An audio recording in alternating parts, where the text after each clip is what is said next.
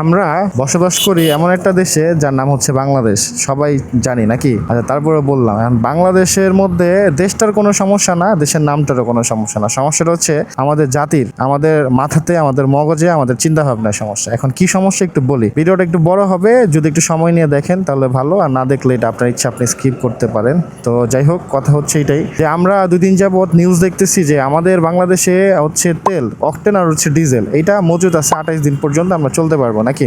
এখন এই নিউজটা ফ্ল্যাশ হওয়ার পরে আপনি দেখেন কি পরিমাণ মানুষ এই হচ্ছে অকটেনের জন্য, ডিজেলের জন্য এই পাম্পগুলোর মধ্যে যে হচ্ছে সারিবদ্ধ হচ্ছে, আর লাইনের পর লাইন হইতেছে, ঝগড়া হইতেছে, একজন আরেকজনের সাথে মারামারি পর্যন্ত করতেছে, ঠিক আছে, কিন্তু পাম্প আমাদের 200 টাকার উপরে তেল দিতেছে না, এই হচ্ছে কথা। তো এটা একদম একদম উচিত কাজ, যদি 200 টাকার উপরে আমাদের তেল দিতেছে না, একদম উচিত কাজ। কারণ এইভাবে যদি হুজুকে সবাই পড়ে যায়, যদি একজন যদি 20 লিটার 25 লিটার 50 লিটার করে যদি মনে করেন যে নিয়ে এসে বাসায় রেখা দেওয়ার চিন্তা করি, আপনি চিন্তা করেন যে 28 দিনের তেল তো এক সপ্তাহে বিক্রি হয়ে যাবে, নয়তো 2 দিনে বা 3 দিনেও বিক্রি হয়ে যেতে পারে, যেটা হোক এক সপ্তাহের মধ্যেই ধরেন এক সপ্তাহে বিক্রি হয়ে যেতে পারে। তাহলে বাকি গাড়িগুলো যেগুলো দরকারি গাড়ি, এগুলো কিভাবে চলবো? আপনি ধরেন আইনা তেল বাসায় রেখে দিচ্ছেন, কিন্তু ইমার্জেন্সি ধরেন হসপিটালের বড় বড় ট্রাক যেগুলো দিয়ে আমাদের খাবার এক জায়গা থেকে আরেক জায়গাতে যায়, মেডিসিন এক জায়গা থেকে আরেক জায়গাতে যায়, সেই গাড়িগুলো কিভাবে চলবে আপনারা একটু বলেন। যারা এই যে বাইকের জন্য, ট্রাকের জন্য, নিজের প্রাইভেট কারের জন্য মনে করেন যে তেল জব্দ করে আইনা বাসায় রাখতেছেন, এগুলো ঠিক না। কারণ আপনার দরকার নেই, আপনার তেল বাসায় পড়ে আছে, আপনি যখন দরকার তখন গাড়িতে পড়ে একটা কাজে যাবেন,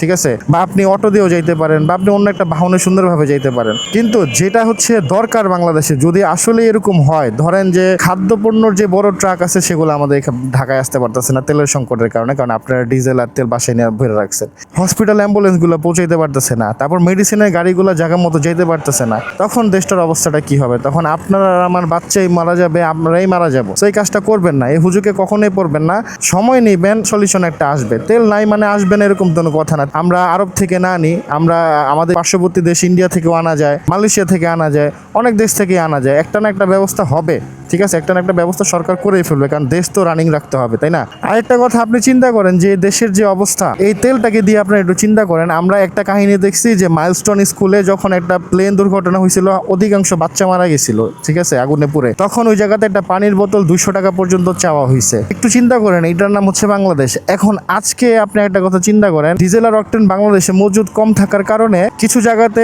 200 টাকা লিটারও তেল বিক্রি হয়েছে, অকটেন বিক্রি হয়েছে না? আচ্ছা, এই গেল একটা কথা। 200 টাকা হয়েছে, আজকে দেখবেন অনেক জায়গায় 300 টাকাও হইতে পারে, 350 টাকাও হইতে পারে। এটা আপনি আর আমি দাম বাড়াইতেছি, ঠিক আছে, আপনি আর আমি, আমাদের কারণে দাম বাড়তেছে, বুঝছেন ব্যাপারটা? তারপর আরেকটা কথা আছে এখানে, এখন যদি কোনো কারণে কালকে, আল্লাহ না করুক এই কথাটা আমি বলতেছি, কোথাও দেশের কোথাও ধরেন 500 জন মানুষ একসাথে মারা গেল কোনো একটা দুর্ঘটনায়, সেই জায়গাতে আশেপাশে যে কয়টা জায়গাতে কাফনের কাপড় বিক্রি করে আছে না, তারা দেখবেন কাফনের কাপড়ের দাম ডাবল করে দিব, ট্রিপল করে দিব। নাই, মাল নাই ভাই, আইনা দিতে হবে ভাই, এটা করতে হবে, সেটা করতে হবে। অবশ্যই এটা তারা কিন্তু যখনই বুঝতে পারছে যে কাফনের কাপড় লাগবে, তখন দেখবেন দাম তারা বাড়িয়ে দেবে। এই হচ্ছে আমাদের জাতির সমস্যা। এখন আপনি চিন্তা করেন, আমরা আরো পারবো না নিজেদের টাকাতে কিনাই না তাদেরকে ফ্রি দিয়ে দিই, তাই না? এটা তো একটা ভালো কাজ, কিন্তু দেখবেন তখন অসাধু ব্যবসায়ীদের শয়তানে এমন ভাবে গ্রাস করে, তখন শয়তানে গ্রাস করার পর ওই মানুষটাই শয়তান হয়ে যায়। কিভাবে শয়তান হয়? একটা দেখবেন যে আমার কাছে 500 না, আমার কাছে 1000 মানুষের কাফনের কাপড় বিক্রি করার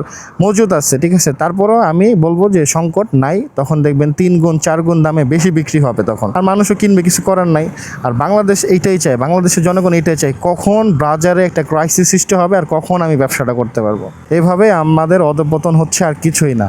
হুজুকে পড়বেন না, খুব বেশি তেল নেওয়ার কোনো দরকার নাই, আপনার যতটুকু দরকার আপনি নেবেন। যদি বাংলাদেশ থেকে তেল শেষ হয়ে যায়, কিছু করার নাই, সবারই বসে থাকতে হবে। আপনি একা 10 লিটার 20 লিটার তেলেই না, আপনি একা রাজা হয়ে যাবেন, একবার 1 বছর চলবেন, কয়দিন চলবেন? 10-15 দিন চলবেন, তারপর তো শেষ, তারপর আবার সবার মতো আপনারই কষ্ট করতে হবে। কথাগুলো ভালো লাগলে ভিডিওটা লাইক এবং শেয়ার করবেন। আল্লাহ হাফেজ।